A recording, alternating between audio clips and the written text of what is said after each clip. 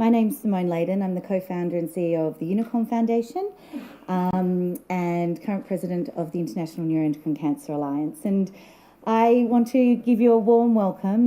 We haven't probably done a huge symposium like this for our patients in Melbourne since 2016. And the premise of the Unicorn Foundation, which I'll obviously go into, was always to be able to provide support and education to you in an environment that is obviously sometimes very, very confusing. So welcome, and I hope the day or the afternoon adds value. I know Rod will be doing lots of introductions here, but I would like to also really, from the bottom of my heart, thank our international guests who will be presenting after myself, who we've had a very big 3 days. We've had the Asia Pacific Neuroendocrine Tumour Society meeting where we've heard from the experts, we've seen some latest research, some collaborations, and I think, you know what, we're in a really good position. So I want to obviously, express that to you and know that there's a lot going on behind the scenes. So thank you all, and I know we'll give you a proper introduction. It's always fun going first. Oh, no, we'll just backtrack a little. No.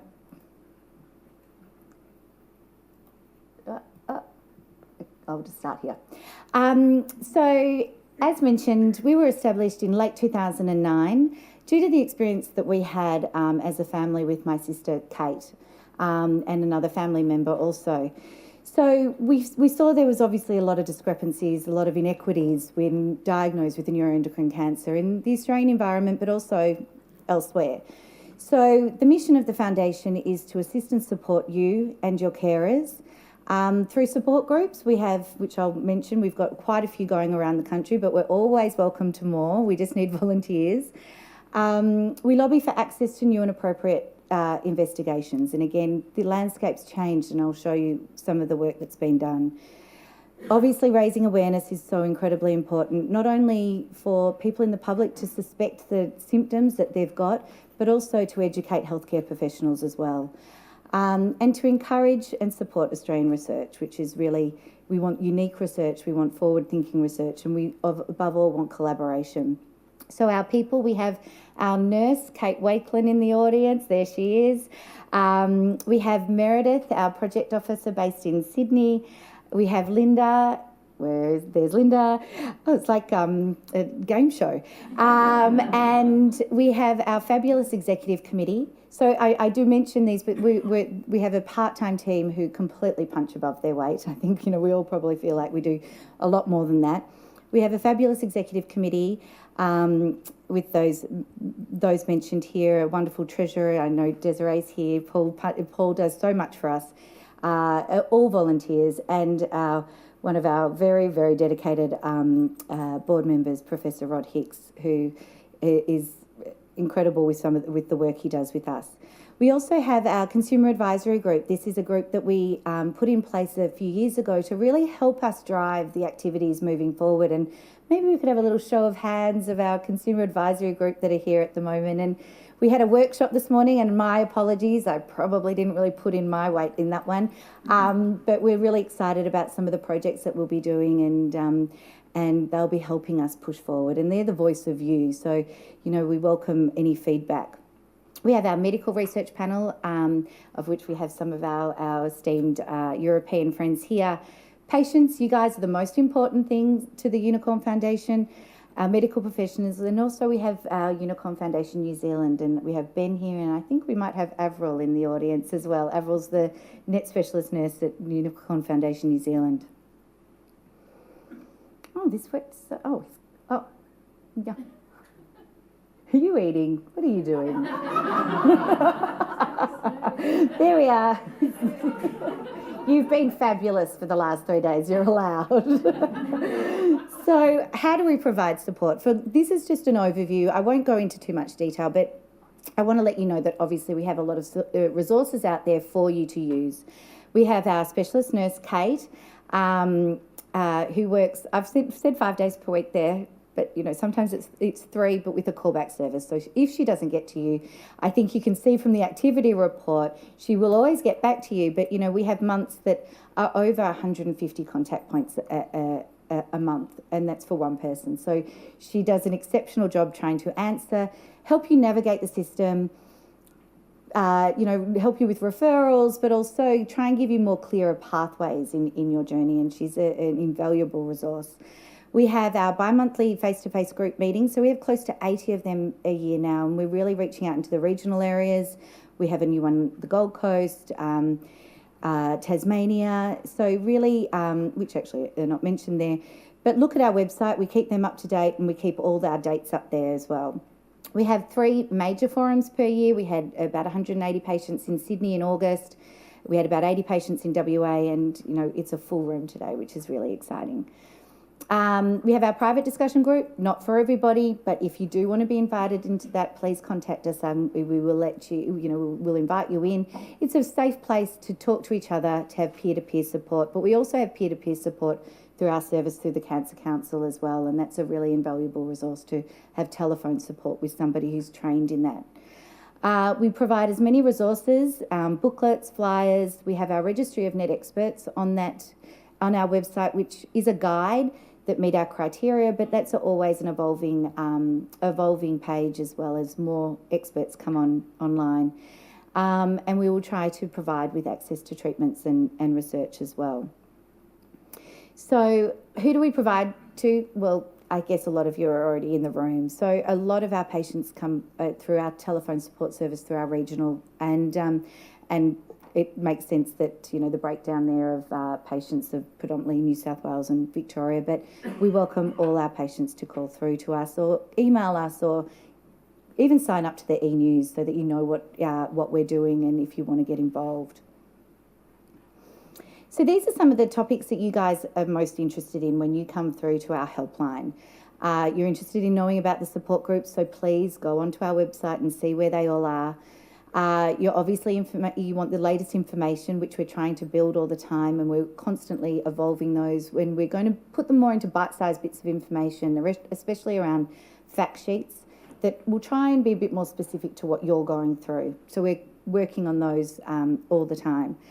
You want to know about your diagnostic tests. I mean, we've recently looked at, the discrepancy in payments. Some people are paying, some people are not. Some people are out of pocket, some people are not. So we're really trying to get a little bit more equitable access across each state. I mean, we live in one country, but sometimes it feels like we're living in quite a few, depending on which state you live in.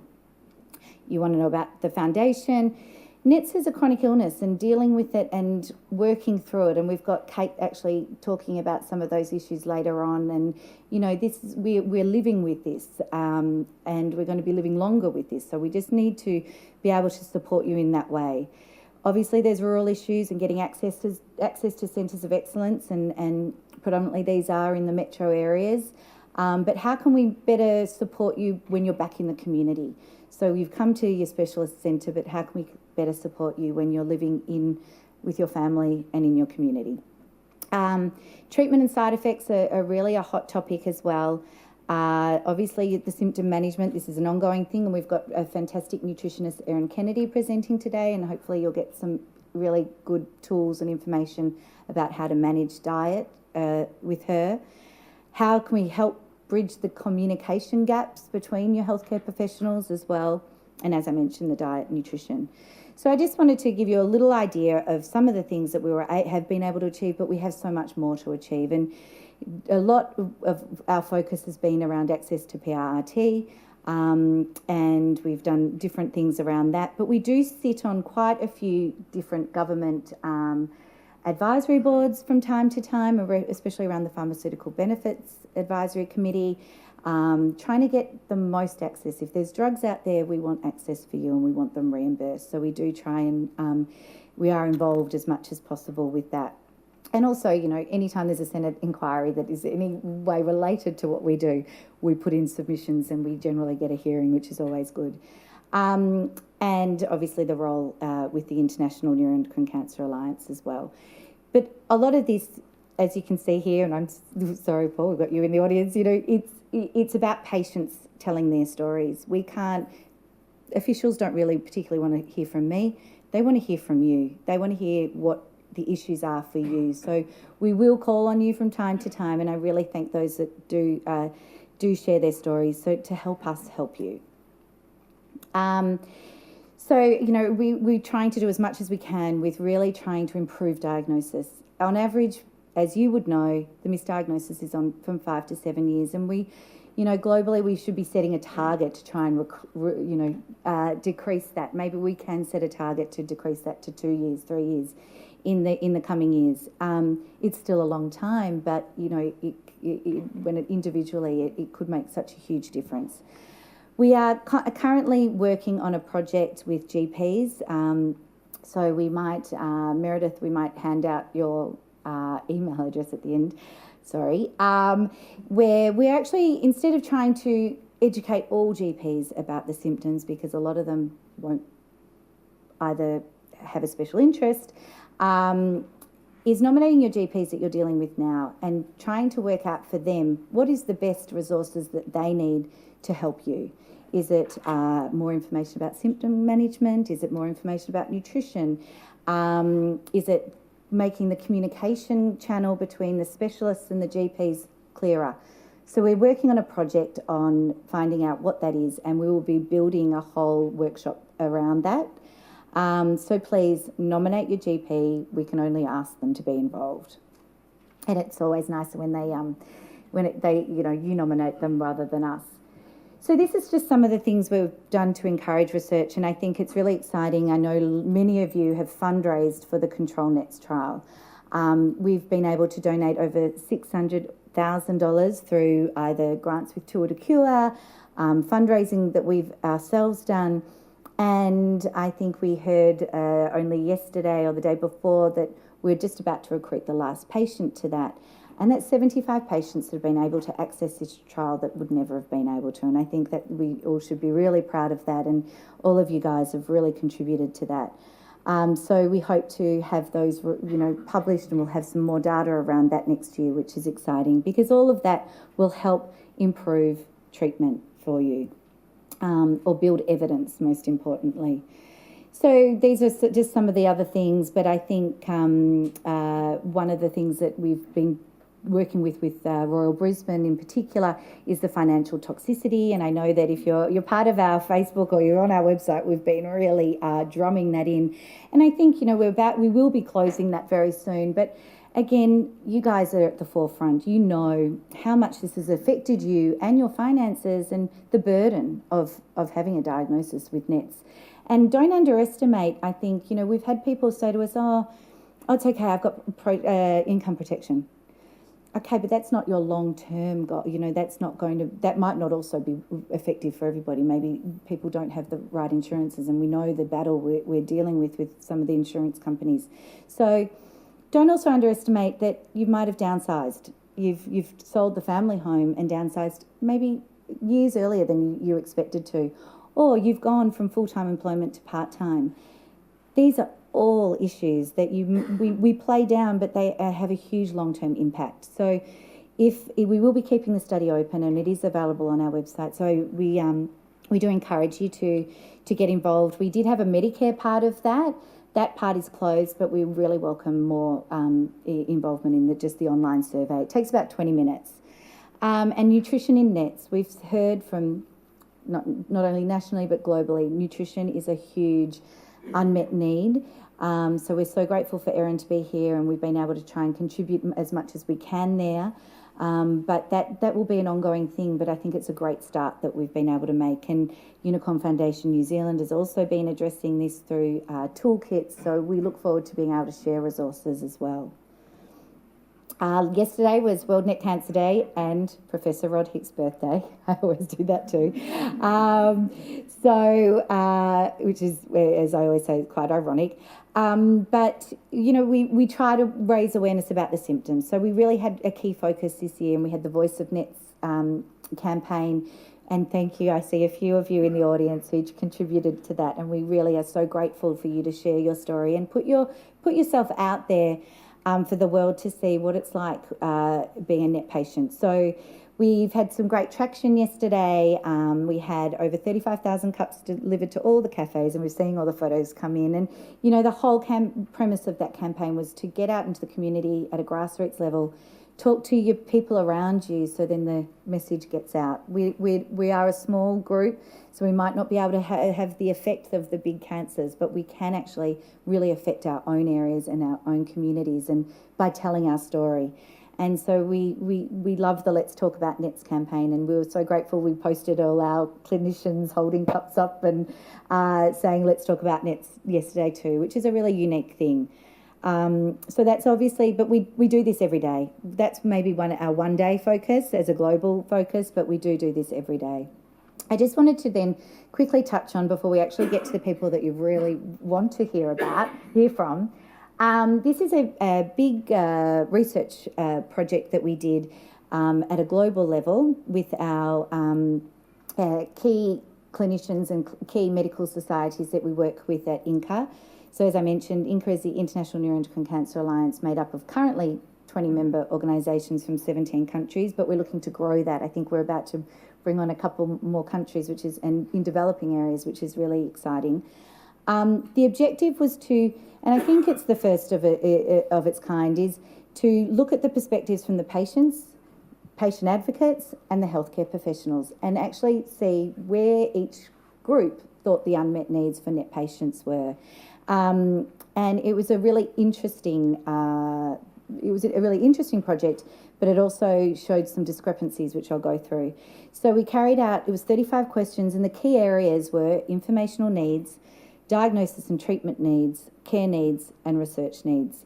So as I mentioned, we targeted those three groups, and we did it through an online survey, but then we also did in-depth 90-minute interviews with key patient advocates and key clinicians from all the medical societies. So we had 443 responses. I'm glad to see a majority of those were patients, advocates, and 70% were healthcare professionals, with 10% being nurses. So we had the different multidisciplinary areas as well. So I won't go into too much of that, but obviously when we see the primary tumour types, it generally is around the small intestine and pancreatic. So we obviously saw huge discrepancies in information needs, and this is actually what we're going to do with this information, and we're already in talks with our key people at the medical societies, is working on projects to close this gap. And how can we produce information that is easily, readily available for healthcare professionals to give to patients, but that patients can understand. So yesterday we launched the infographics that we'd produced, but we launched them in 7 different languages.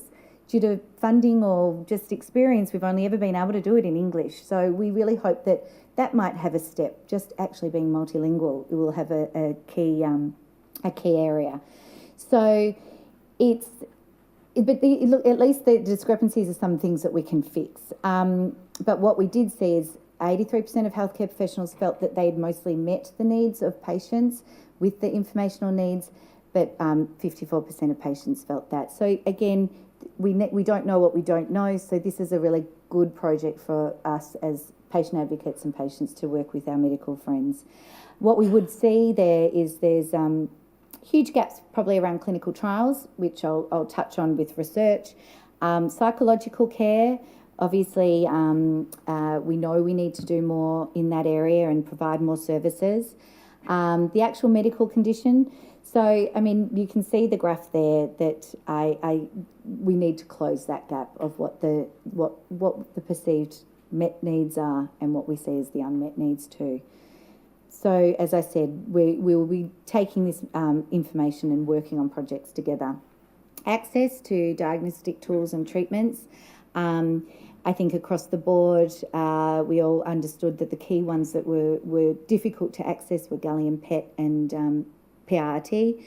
But I found the PRRT one really quite interesting because 58% of patients actually believed that they could access, but only 23% of healthcare professionals believed that it was able to be accessed. So that's a really interesting one, and we need to find out what that is. Maybe patients just feel that it would be available to them if they need it, but that might not necessarily be the case. So how can we make sure that that is the case that they can. When we look at reporting about their care and psychological care, very similar to sort of what we were talking about with information, but this is actually more referral, and how are they being able to access a purely very collaborative MDT as well. Most patients believe that they were being seen by a multidisciplinary team, which is really, really important because you need so many different experts in your team. And I think we're really getting there with that, but it's more than how is that information being then communicated back to patients. Very interesting around palliative care and pain management as well. Some of the research priorities, good to see we're pretty much on the same path. Every single group believes that the patients should be more included in research, especially in relation to research priorities. So improving diagnosis obviously was number 1 for patients and advocates, and number 3. So this was from 1 to 7. But we were all on the same page about improving quality of life and improving treatments. I think we need to do better, and that's a conversation we've had throughout the whole conference the last three days, and it's a conversation we constantly have on how can we recruit to trials better. I think, 2/3 of the healthcare professionals in this survey said that they had 2 or 3 trials going, but only 16% of patients had participated. So where's that big gap that we can try and recruit better, educate patients better on how important trials are, and how to get involved in them, and what are the outcomes of these trials as well. So, as I said, it's provided a crucial tool for us as the stakeholders in your care, the patients, the advocates and the healthcare professionals to work together. This has really provided a great platform for that. I'm really proud of the way the medical societies and INCA and the patients have really worked together to bring this together. We were the winner of the best poster at the European Society of Medical Oncology in September, I think it was about September, in Munich, which, got exposure to, there was about 35,000 attendees there. So that's putting NETs out there amongst all the other cancers, and I think that that's a really important thing, that we're going to keep the momentum going with that, not only at a national level but at a global level. So on that, I'm sick of my voice after the last 3 days, but I will be here to help out with the sessions. But I really am grateful to all the presenters who are here, and I'm grateful to all of you for coming. By only being here, hopefully you will get the information you need, and you will help to improve your outcomes as well. So on that, I would like to invite Professor Rod Hicks, our friend and we'll go through all that another time. Our friend and who will be working with the interactive expert panel, and we're so grateful for all of them to be here today. So thank you.